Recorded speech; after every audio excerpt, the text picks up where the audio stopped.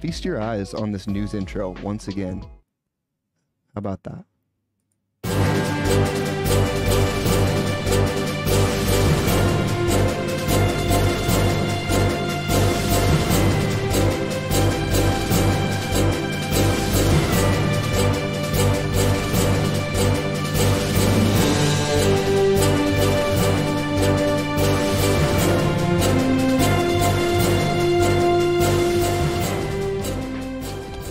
Welcome to the news.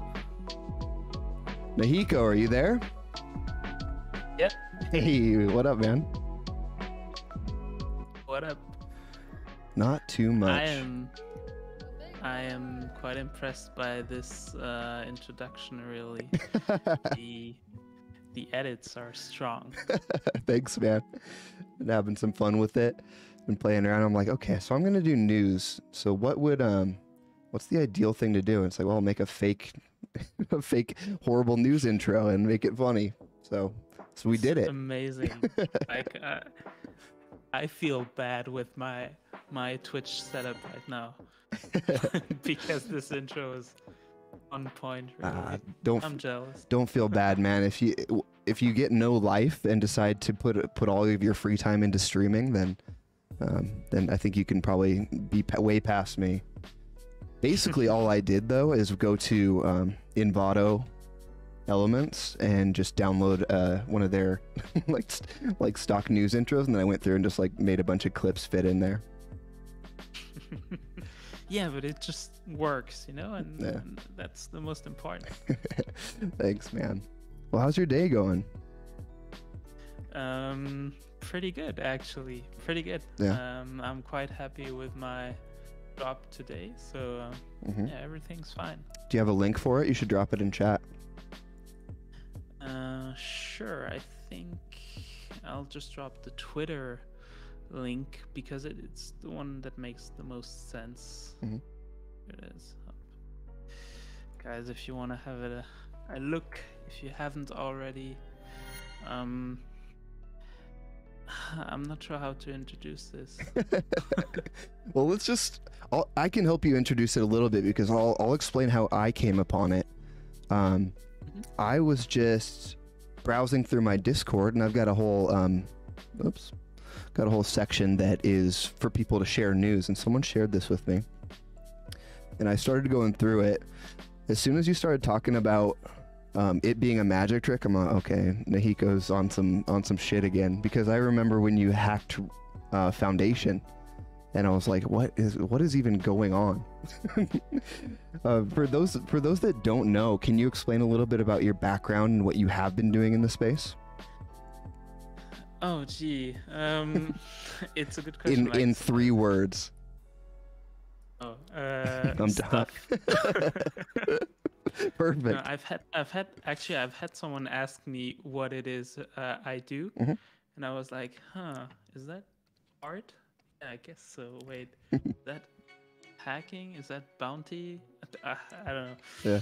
And some guy answered performance art, and I was like, yeah, maybe that's the best definition.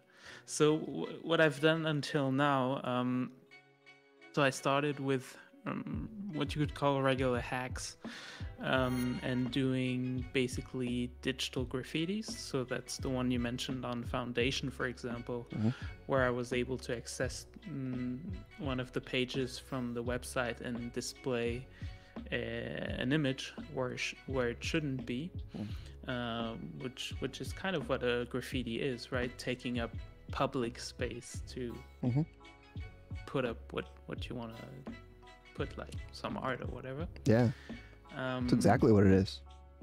Yeah, and then I started transitioning, even though I did do other hacks in the meantime, just because it's fun. But I did transition to incorporating this into what I did already, which is digital art. Just so if some people might get confused here when we say I'm doing hacking, it's not like I'm taking anyone's money or something. I'm only doing something So every time I find an exploit, I check that everything's safe. Like even if I reveal it, there's no way to profit off of someone or something before it's fixed or whatever. So is that, I'm a little unfamiliar, and I know there's some talk going around the community with the hen contract hack. So it sounds like you're more along the lines of a white hat hacker, if that's the right term. Yeah, exactly. Okay. So I guess I deserve it, but now every time there's a hack, there's someone tagging me and saying like, "Was it you?" So this one wasn't me, and you could guess just simply by asking yourself this question: was someone harmed in some way? And in this case, obviously, you have everyone whose NFTs have been stolen, right? So I wouldn't do that. I did do a hen hack where I hijacked their main page and put like, so the art was called quotes, and so like it was a PDF that was using an exploit to get access to the web page, and this way I was able to put like alert boxes with written quotes of like quotes I like. This, for example, this doesn't hurt anyone, and in like, I don't know, in like 2 hours it was fixed or something. But it was fun. I think people liked it. Hopefully, like I did add at the end of the artwork like a sorry if I disturbed your browsing of NFTs or whatever. Sorry for the inconvenience. Yeah, exactly. Oh, I'm that's sure so people fun. don't mind. I hope they don't. I doubt they do. I try to not. Yeah, I try to not, like, even in real life, I try to not bother anyone too much. Like, it's not a very good trait, I would say, but that's how I am. So, and I try to do the same in the NFT space. Like, I hope to please everyone, and that's not possible, obviously, but I don't like confrontation. Fair enough. Yeah, I was gonna say in the NFT space, there's quite a bit of confrontation going on right now, and just the nature of what you do is controversial to a certain extent, right? Because clearly there's people like the guy who did the hen contract hack where they use it for nefarious things, but the fact that you're doing what you're doing and you're going about it in the way that you're going about it, I think is really, really cool. And it is kind of a performance art if you really think about it. It's kind of it's a weird little mix, and usually when you find yourself in a spot where there's nothing that you can really fit into a box, you're onto something good. Yeah, I guess. Yeah, you're probably right. I mean, I'm like there are parts of the artworks which are obvious, like for YP1131, the one I put Unknown Origin, which was a collaboration with a writer whose name is Callan Iwamoto and Mike Saint-Jean, who did the sound design. This one, like the base artwork, which is like an image, which is a photo manipulation, which is coupled to a text and music, like all of that is pretty standard. And then so we could have stopped there, but then what we decided to add was this like twist where the written file is hidden inside the image, so that kind of reflects on how, because the text contains like a hurtful story from Callan, and so like she hides it, kind of. That's the idea. It's hidden behind the first layer, and then it goes beyond to not like her, but like women in general. And so that's what I'm trying to do right now, coupled with like on and off hacks, just trying, as you said, to find a balance between not hurting anyone or not bothering anyone, and being like having like a cool thing to show. And then on the other hand, having like artworks where the technique is supporting the content. You have both. Yeah, I think that's super cool, and it's got to be a hard balance to ride. But I think that the idea of using the medium to express what the art means in a more efficient way, because we basically been given a whole new bag of tools with smart contracts and with NFTs. So you have a new paintbrush to work with. So why would you paint the same old stuff? You know, what, it's much better to use the new tools you're given to make something that's never been done before. Yeah. So I don't want to everything's okay. Like you can do paintings, you can mint anything really. That I don't want to say that anything is wrong. But I do agree that, and just for me personally, I like technology, and when I saw NFTs, I was like, first, why did I see this so late? Probably like everyone in the space. Yeah, right. Unless you're a real OG, you probably wondered, why am I so late? And then the second one, which was, what can I do with this? Because as you said, it's like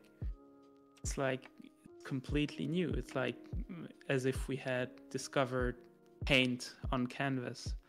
But what's the new stuff you can create with it?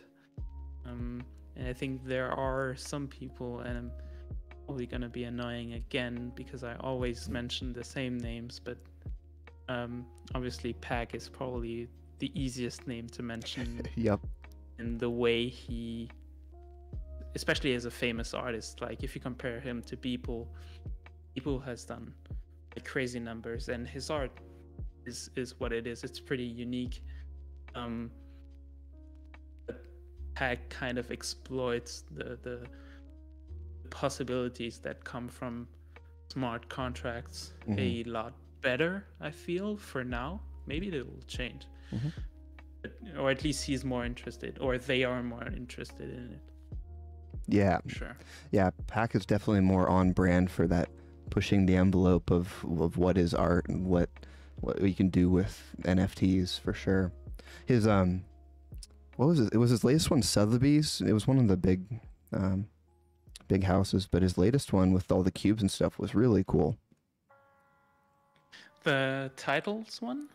Was it? Oh no! Oh, you meant the cubes? Yeah. The cubes. Yeah, that's Sotheby's. And I was stupid on this one. I was like, there were so you could buy a cube for like, I think the first day it was $500, and the second day it was like 1,000, and then the third day was 1,500. Yeah. And it didn't matter how much you paid. At the end, you just get one cube. Yeah. I mean, for those prices. And on the first day, I was like, oh, let's see. Maybe on the second day, like you get something special, which it doesn't make any sense, because in the NFT space or in the crypto space, people are rewarded for being early, not late. Like, what was I thinking? And then on the second day, I think someone told me on Twitter that on Discord he had mentioned that the price would go up. I was like, fuck, but I'm not home, so I don't have my key, so I'm not able to grab one. So I had to pay like 1,500 to get one. And so in the end, I was like, whatever. One of those suckers who bought in at the end, huh? Yeah. I felt that way with Chubbies. Well, at least you have one. I don't have a cube. I didn't end up buying into that one. And Chubbies, I waited till like the end of the Dutch auction, and then I bought one, and then thankfully I flipped it before they went belly up. But there's the NFT flipping investing experience is so unique. I'm not necessarily built for it, but I do enjoy dabbling with it. Yeah. Actually, someone on Twitter was mentioning today that like ETH is kind of maybe not the same, but has the same mechanic as poker coins, not coins, but chips, in the sense that you don't have the same relationship to it as like real quote unquote dollars. Yeah. And is like, for example, today I also did this. It wasn't a giveaway, it was like a game. So the closest person to find out, to guess what this drop would be about, would win 1 Ethereum, right? Which is like 2,000 euros or something. I don't know how much in dollars. which is like a lot of money. Like I wouldn't go around on the street or anywhere really in real life and just give 2,000 euros to someone. Mm-hmm. Yeah, In 100%. this space, it's different somehow, right? Yeah, I've been trying to think about that as well, and I think that it's weird because it can't be that it's not physical, right? Because I don't physically touch any of my dollars in my bank account, you know. I just use my debit card or whatever. So it has to have something to do with how it's transacted with, or the fact that you never, I don't know. I don't know. Oh shit, Nahiko, hold on. If you're watching the stream, I have the stream set up where these crows come and fuck with me. I have to shoot. I see that. Oh, bullseye! Get fucked, crow. Wait, does it actually like find out where you shoot? No, there's no way. No, that would be cool. It's just part of the animation. That would be awesome. Like there's a French, and actually he's not the only one. I think Code Miko does it. Yeah. If you know her. Uh-huh. Who has like Unreal Engine plugged into their streams, and that enables so much. Her stream is insane.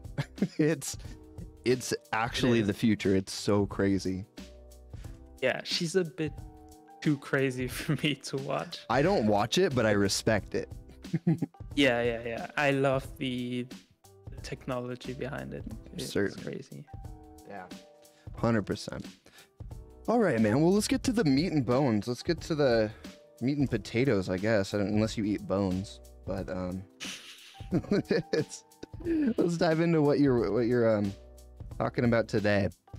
I guess the best way I can intro this is you framed it as a magic trick, but it may or may not be an exploit or a hack into burning and reminting an NFT. And let me pull up the tweet, and I guess we can kind of roll through it, and you can talk to the separate points as we go through it. Does that work for you? Let's do that. Okay. So I don't have coffee, but I do have booch. What's booch? You ever drink kombucha? No. It's like a fermented tea, but I drink that on stream as like a nice little treat for myself. Sure, why not? All right, so we got YP11.31 is my biggest sale to date, 20 ETH. Congrats, man, that's great. And also what I can obviously splits between Callan, me, and Mike. So this is the collab you were talking about. Yeah, exactly. On known origin. Awesome. Let me link this so people can go check it out. So the idea on this one is that if you download the file, you can also not do it if you don't want to risk it or anything. Like whatever, don't worry. There's no risk on this. But I would understand, whatever. You can download the file and just rename I think it's MP4 to PDF, and then read it as a PDF. That's so cool. It's the same file. So I obviously didn't invent the technique. This is a technique that's usually used by hackers to like, let's say you have a website where you upload your resume, right? You're supposed to upload a PDF, and then on the back end, the website uses the file, and then I don't know, maybe it just displays it. So I could just upload a PDF.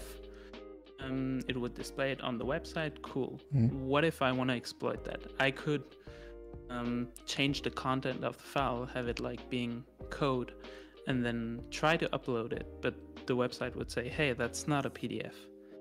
So that's where the technique comes in. And so you're like able to upload a file, which technically is a PDF, but also is a code file like JavaScript or whatever. And then depending on how browsers and I don't want to get too much into detail, but basically depending on how every actor identifies a file type, you're able to like trigger something. Like let's say your browser thinks it's a JavaScript file, Mhm. but the server thinks it's a PDF. So you're able to upload it, but then when it's displayed on the user side, it will be code, so you can like do anything you want on the web page. Wow, That's how it's usually used. that's really We cool. decided to like use the same technique, but just have it like serve a purpose. I Mhm. would say. Yeah, Artistic conceptually, what purpose. you're talking about. That's awesome, man. That's so cool. And funny thing is, this photo manipulation, Mhm. I had worked like I don't know, like a month on it, and at the end of the day, and so I'm in love with photo manipulation. Mhm. These are like I don't know, 50 pictures, different lighting setups of people, right? And I just had to make everything match together to create this pile of body. Mhm. And at the end of the day, it's like it's not even a big part of the artwork. You know, it's just one layer of it. Yeah. I don't know. It is. The visual's always got to be a big part of it, right? But the way that it works with the rest of the project, like you're saying, that's what really sets it off. So the image itself is beautiful, and then the idea is awesome. Thank you. Yeah, and that's obviously something I'm still working on how to, firstly, how to make people understand what the artwork is about when I'm not there, right? Yeah. Just by seeing it or seeing the description, and then secondly, like, what was I gonna talk about? Oh yeah. Secondly, like have either the artwork having itself being able to describe itself, or finding a way to like store the explanation or whatever.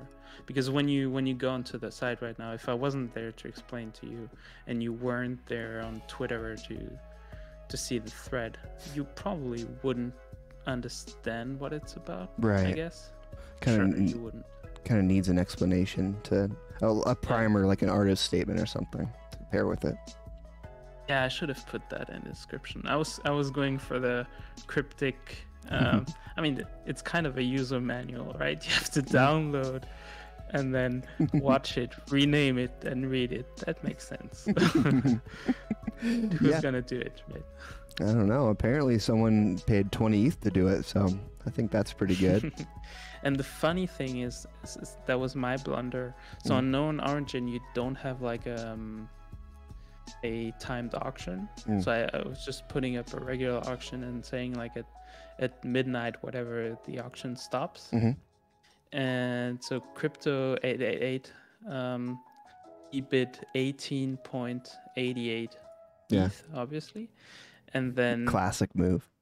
Like at midnight and 1 minute or something, Debussy did like 20 ETH. Okay.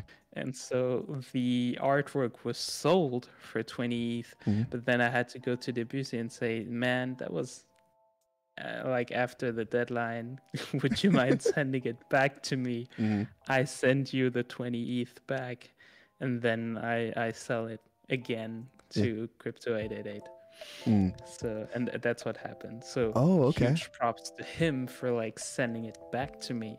Oh, so he didn't have to. He barely missed it, and then so it lives with 888 now for the 1888, huh? Yeah. Okay. Exactly. Wow, Debussy, what a cool guy. That's that's so tough though. Partly, it's because Known Origin just accepts the biggest bid. Yeah.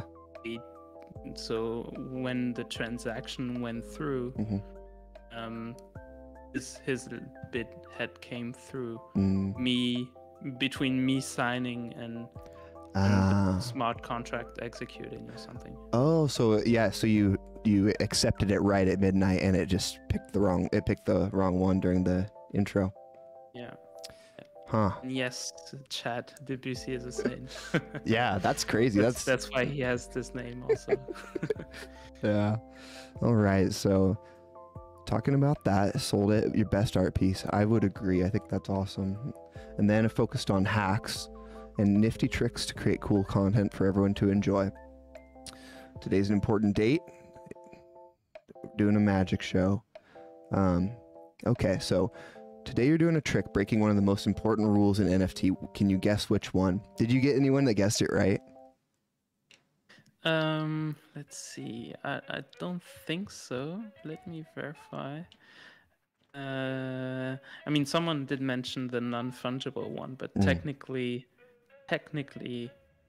it's not broken, even though you could wonder if it is. Okay.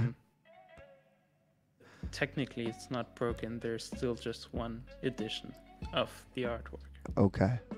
So you go on to say the story says that humans used to be androgens, two bodies in one cohabiting. Zeus decided to destroy androgens in order for them to be reborn and separated. This is how love was created, and both halves tried to get back together. I think that I was talking about this with Lorona a couple weeks ago on Boys Chat, and the use of myth and archetypes and symbology in work, I think, is incredibly interesting, and so I love that you brought that aspect into this. And the magic trick is so apt too. This post is really well put together. So obviously, like on my side, I have a big list of ideas. On one hand, like technical techniques I have that I could use, and then on the other hand, content and what I want to say, and then I try to match them. And if I don't find anything, I just wait. Like, so I've got some really cool hacks and cool techniques that I can't use because I could just throw them out and say, oh, that's cool. There's no point in that. And so I knew this myth, which is Plato's myth. So it's Plato who wrote a story where a guy explained this. It's basically the origin of love, right? And, I don't know, I like this story. It's like just obviously it's not true, but like it just fits together so well. Yeah, it does fit. It seems when I read it, I'm like, okay, I don't know how this Greek myth and magic and hacking and NFTs all come together, but somehow it fits. So yeah, so like the idea is that people were together and then they're split, and so they want to get back to their lost halves. And so this is how love is created, okay, but this is how we are created also. So it's like to create something, he destroys it or splits it, and in order to create this second thing. And that's what you did. You so into what you did, you've got proof on Etherscan and Rarible. Okay, so let's pop this open for everyone to see. You burnt an artwork, and it had a bid on it before you burnt it, correct? Yes, I was hoping to get a bid, and I got one to just showcase also that this wouldn't break the process. Yeah. And yeah, so it's written here, and it's not just could have been a front end hack on my side, like where I tell Rarible to like display it's burned, but it's actually not. So that's why I put also the Etherscan link. Yeah. And you can actually see the transaction of me burning the artwork. So it's so cool. The artwork went from my wallet to 0x000, etc. Yeah, to the burn address. And then it says on Rarible, it says it's minted again at 9:37. So exactly, this is a magic trick, obviously, right? So you probably don't want to reveal everything, but is there any insight into how it works or what you did? If not, that's right. fine.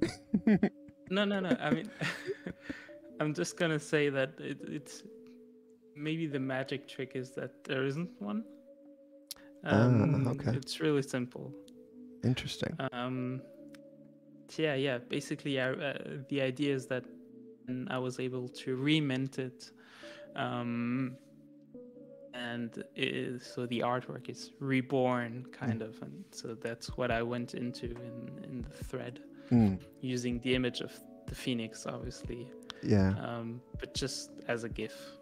And so, and actually, this is kind of a second layer to the artwork, which is only present on Twitter. I didn't want to put it inside the token, even though I did wonder if I would call this the androgyne or the androgyne prestige, reference to the movie. I don't know if you've seen it, but I have. so basically it's a magician movie, exactly, and it's probably, I mean, it's the best one to me.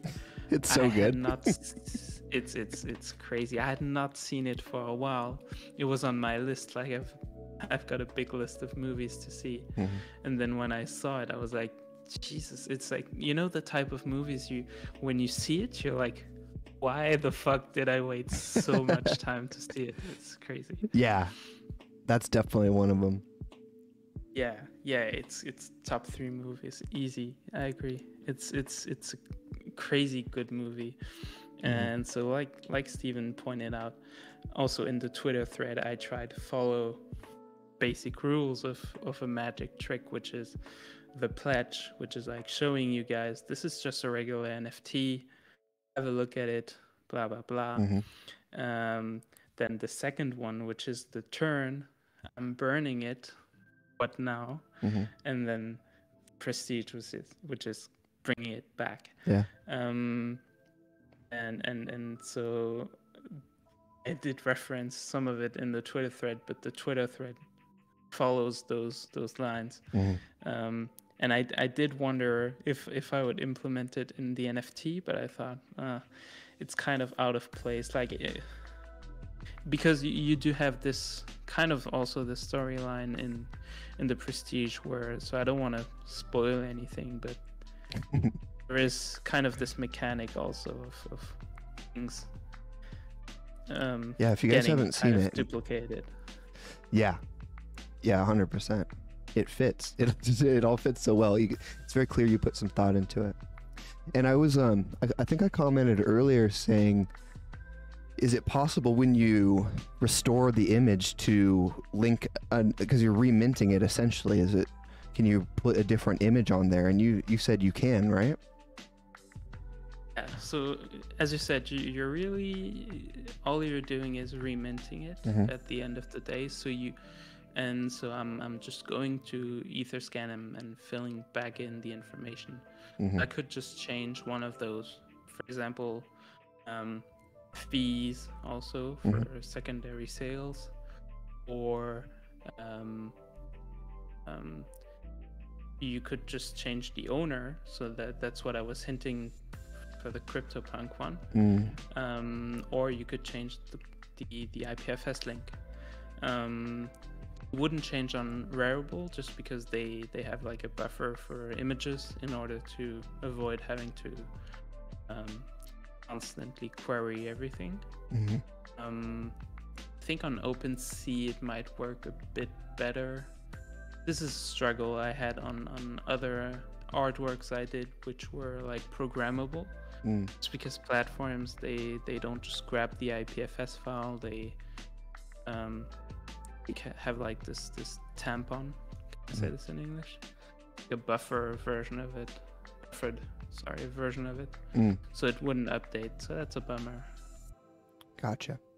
Huh. Well, I was thinking, excuse me, I was thinking that the buffer might even be useful. Like if you put up a piece of art and it was relatively hot and got sold within 24 hours, but it didn't buffer, like it didn't update until 48 hours or, whatever that time was. It's possible you could sell like a fused NFT, like a delayed bomb or something. Oh, that's true. I thought that might be. You would have to find like kind of a positive, or at least for me, I would have to find like a positive way to implement this. Yes. Like not a negative one where you like, oh, you replace the artwork with some bullshit. But that would be one where you'd probably just be in talks with your hope that an anon didn't buy it, and that you could be in talks with who bought it, and then offer some. Well, but I don't know. Like, you could say that, but then also Maybe you would just need to be popular enough for it to work, right? Because Banksy, when he did the shredded artwork, it became more valuable because of what it was. And so you would, but that wouldn't work with someone who was just like a no-named person, right? It would just be useless. So maybe you just need to be famous. Is one of the variables for a lot of like stunts you could. Yeah. Fame, maybe not fame, but like, you know what I mean. Community or whatever is really important for some of them, because otherwise people are not gonna. And that's why also sometimes I just do clickbaity stuff. On one hand, just because it's fun, but on the other hand, also because I mean, if you're a magician without public, there's no point. Yes. So yeah, you gotta have the people. Get people to watch. Yeah, for sure. So the solution is just get famous, right? Get famous, and then everything will be okay. Yeah, and then I mean, when you're famous, so I don't know in which, like, how people or whatever handles this, but I think the pressure you have on your shoulders to not disappoint must be huge. Like, myself, I'm not that big, but I still have it. Like, you don't want to disappoint, right? Because you always want to go. Like, every artwork, you want it to be better. That makes it obviously impossibly difficult. Right. There's only so much better and better you can get, and especially stay happy and sane. Yeah. But there's I think there's a middle ground there where you can, if you can shift the focus to pleasing yourself with your work and letting your fans and your community enjoy it with you. I think that might be the solution to that, but easier said than done, right? It's a difficult balance to hit. Yeah, I agree. It's really difficult. It's not impossible, but it's doable. Yeah, sure. You have to think about it. For sure. Well, Nahiko, I know you've got to probably jet, because I think it's getting late over there, but real quick, let's touch on this last post in the thread about the punks, because a guy sent his punk to the wrong wallet in like February. Somebody must have felt really bad. Right? It's actually the only punk that has been burned to the 0 address. Like, I think Snowfro from Art Blocks has reported that he burned some also, but like to random addresses. Like, not on purpose, obviously. Yeah. But this one's the only one which is owned by the 0x wallet. So this is like a cool hint I did. Obviously, if I wrote this and didn't do it, it's not possible. Because you would have done it as the trick. Not I would have done it for sure. Yeah. Maybe I would have sent it back to the owner or something at the end of the day. But I would have done it as a first step. Yeah. Just because, like, what the hell? Well, if it's possible, So then cool. that's scary, because that means nothing's actually burnt. It's just all retrievable at a universal address, right? I could, but I will not name big projects where I would be able to do so. Where I couldn't find any already burned token, but if it would happen, you'd be able to retrieve the collectible. Really? Yes. So this is because and so I could have named all of this hacking the ERC standard or whatever, but yeah. This is too clickbaity. This is just the way the standard works. It doesn't work the way you expect it to. So it's not really a hack, but it's just like people would expect that burning is permanent. It doesn't have to be. Obviously, a smart contract is just code. Yeah. So if the code allows you to somehow retrieve it, then it just allows it, you know. Interesting. Yeah, and then so you could actually go deeper and like ask yourself, is a token that's, for example, minted by people, which is then burned and then reminted by someone else, it's the same token ID, then you know what I mean? Is it still the same token? Yeah. That's what I was hinting to in the Twitter thread. I'm not sure it was transparent, but because I was the same person to mint it, but could have been a different one. And then the question is it still the same token? Because I mean, minting, it comes from like real world minting a coin, and is a coin you melt and then remint, is it still the same coin? That's like, it's a legit question. Yeah. Yeah, that's a super interesting question. Huh? Do any of the implications of what you've messed with here bother you for the future of NFTs, or is it just something interesting that you are having fun playing around with? Yeah, it's just something interesting. I mean, so for example, in the CryptoPunks, it's literally one line of code preventing this. And to be transparent, so basically they just have minted all of their tokens, and then they said like, if it has been minted, then it cannot be minted any other time. So I don't know why they had this, but it just means that it doesn't matter how, you're not able to remint it. Like the mint function is gonna stop right at the beginning. Don't care why you're asking to remint it. They're like, nope, we minted 10,000. That's all of it. So this prevents it, and you could just implement this in every smart contract.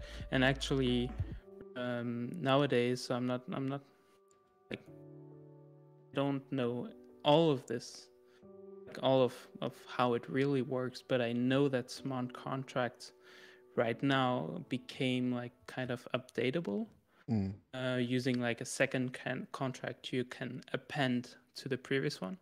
So you could technically just like update any project you have to like verify that and disable that particularity. It's just that people didn't realize this was possible. You had to like figure it out looking at the code. It's basically what a hacker does, right? I mean, there are different types of hacks, but usually a hack it's just using something in a way it's not meant to be used. Yeah. We don't, like, for example, for the PDF exploit I explained earlier, you don't really change the code that's on the server.